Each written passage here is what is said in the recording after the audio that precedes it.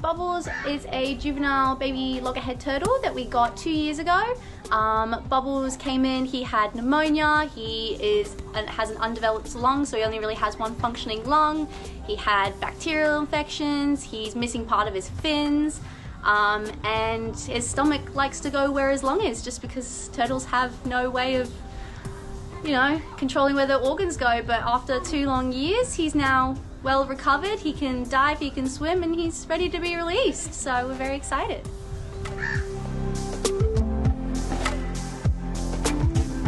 Because they're so tiny, they can get blown into colder water currents, or typically with Bubbles, he got blown down south here, so he was out of his nice warm water, so typically they like about 24-26 degrees water. He got blown down to about 16-17 degree water, so they get really, really cold. They call it cold shock. It means that they can't get the food and the nutrients they want. They can't dive properly, then you get floater syndrome, and they typically you'll find them floating at the surface. That's when they get a lot of barnacles and growth on them. And pneumonia is a very common symptom of that. They can't handle bacteria. They have a lot of pests that then kind of take control of their body because they can't get enough food, nutrients. And their metabolism, their immune system is really hampered when they're really cold. It doesn't function properly. With over 20 turtles in our care, Bubbles was given double pink dots to identify him. He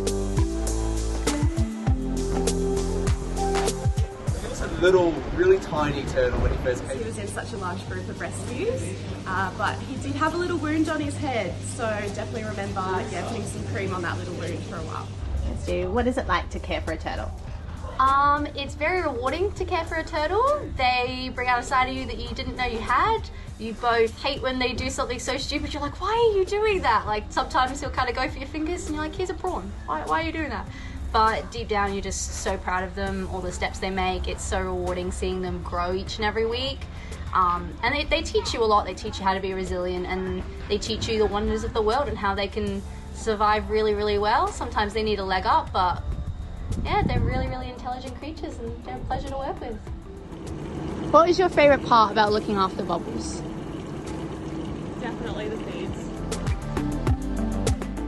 Originally, it was more quite hands-on, making sure he was getting the right quantity of food, making sure he got a minimum of 5% of his body weight in food each day.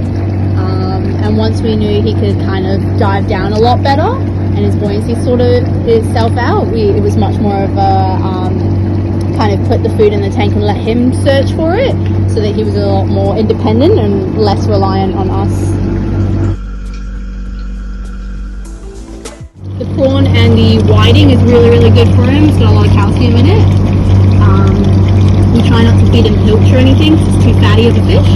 And it's that he'll grow more fat weight than actual muscle growth or shell growth. Squid is his absolute favourite. So whenever we used to have to give him any treatments or anything, it used to be stuffed into whole squids, and that always worked an absolute treat.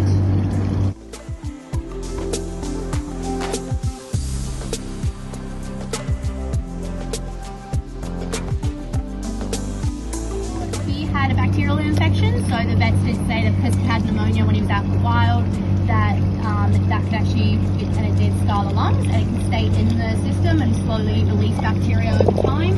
So that seems to be what happened with him, and bacteria is just kind of leaching into his system. So he went through a round of antibiotics, and basically his shell is just shedding any dead shell or anything that had been infected, and growing really good healthy shell underneath it.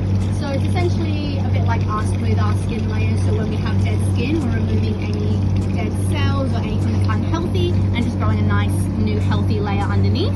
So that's what you can see is happening. He's got some really good growth around the outside of his shell, and underneath it's really hard as well, and he's just shedding the uppermost layer of his carapace just because it's no longer healthy tissue. It's more the old stuff that's coming off after bacteria.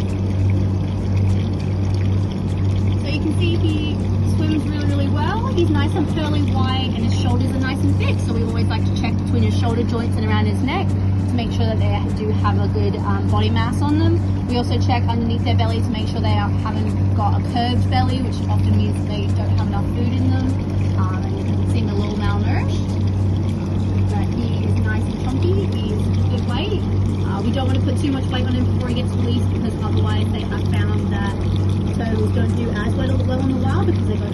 food to not enough food, and they'll shed way too fast, and then that becomes quite dangerous. So it is a bit of a balance of making sure he gets just enough food that when we release him, he will still be a healthy weight in the wild and won't lose it too drastically.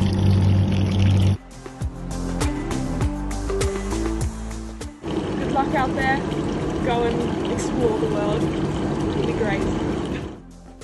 I'm really glad to see him grow throughout all these years, and hopefully he will do